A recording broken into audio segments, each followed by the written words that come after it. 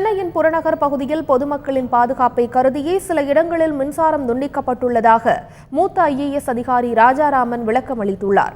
தாம்பரம் சுற்றுவட்டார பகுதிகளில் நிவாரண மீட்பு பணிகளில் ஈடுபடுத்தப்பட்டுள்ள மூத்த IAS அதிகாரி ராஜாராமன் தந்தி டிவியின் ஆயுத எழுத்து நிகழ்ச்சியில் அளித்த பிரத்யேக பேட்டியில் இதனை தெரிவித்தார்.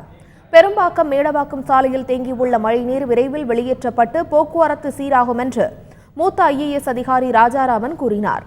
தாம்பரம் சுற்றுவட்டாரத்தில் இயல்பு நிலை திரும்பி வருவதாகவும் கூறினார்.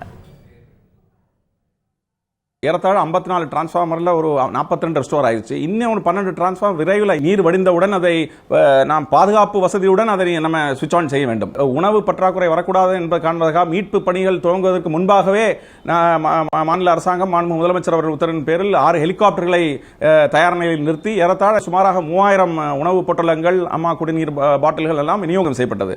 ஆகையினாலே இந்த தருணத்தில் எந்த ஒரு குறையும் மக்களுக்கு வரக்கூடாது என்பதுதான் எங்களுடைய கருத்தை தவிர, அதனால் எல்லா விதமான துறைகளும் இதில் ஈடுபடுத்தப்பட்டுள்ளது என்று தெரிவித்தார்.